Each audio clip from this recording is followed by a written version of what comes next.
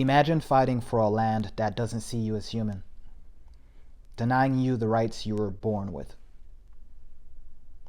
Dunbar, with the Black Timeline. The Revolutionary War. 8 years of war. The British against the American colonists.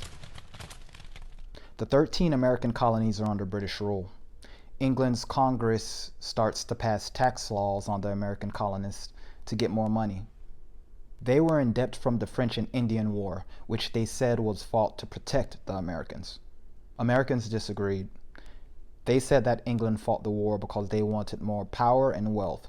Americans did not take part in voting for members in England's Congress, so Americans felt that England did not have the right to tax them. Things started to get heated. American colonists in Massachusetts dumped shipments of tea into the harbor, refusing to pay taxes to England for the tea. Now, in relation to African Americans, from the first person killed for the cause to the last battle, African Americans played a significant role. The goal was freedom. The colonists wanted freedom from England. African Americans wanted freedom from enslavement. At the time of the war, chattel slavery was being practiced in all 13 colonies. Most enslavers feared guns in the hands of African Americans, including General George Washington. When Lord Dunmore of the British proclaimed that he would free any enslaved who joined the British, George Washington reversed his ban on African Americans in the army, real quick, also promising freedom. Washington wrote a letter to Colonel Henry Lee III saying that success in the war would come to whichever side could arm African Americans the fastest.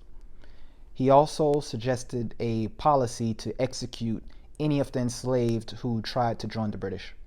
Washington issued orders to re-enlist the free African Americans who had already served in the army. He worried that they might join the British. More African Americans still ended up joining the British, believing that joining the British would lead to their freedom.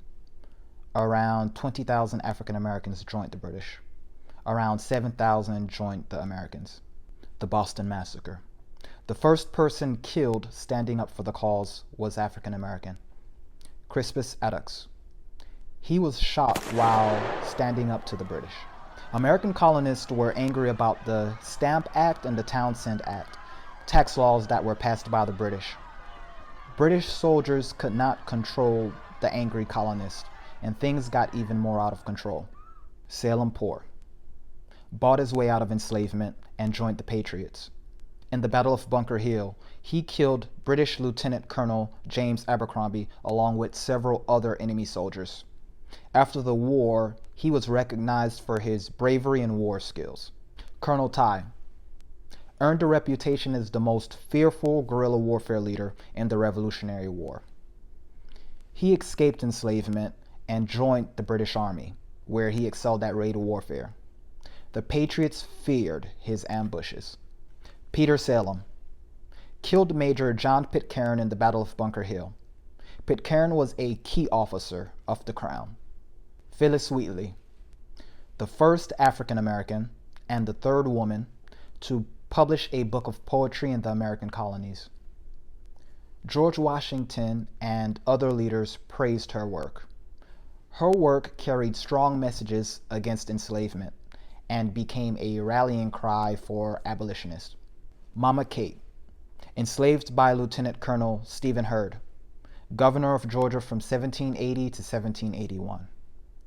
Hurd was captured by the British and sentenced to death. Kate is allowed to accompany Hurd to care for his needs. One day, Kate shows up with a big basket and tells the British guards that she is there for Hurd's laundry. She places Hurd in the basket and walks out of the prison with the basket on her head. Thomas Peters escaped enslavement and joined the Black Pioneers, a British unit made up of runaway African Americans. Thomas rose to the rank of sergeant. He became a politician and one of the founding fathers of the nation of Sierra Leone in West Africa. Ned Griffin, purchased by an enslaver to serve as his substitute in the army. The enslaver refused to give Ned his freedom for his service as he had promised. Ned petitioned and is granted his freedom. He is also given the right to vote. The 1st Rhode Island Regiment became the only regiment in the Continental Army to have African Americans serve in their own segregated companies within the larger integrated unit. Rhode Island was having trouble recruiting enough white men to meet the troop quota. Rhode Island voted to allow the enlistment of the enslaved and to grant them freedom.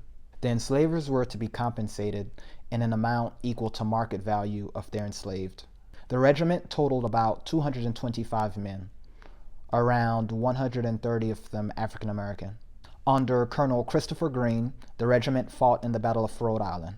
James Armistead Lafayette, the Patriot spy who played the role of a runaway slave to infiltrate British intelligence.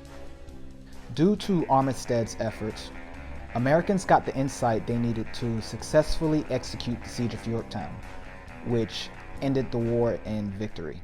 At the end of the war, James was returned to a life enslaved.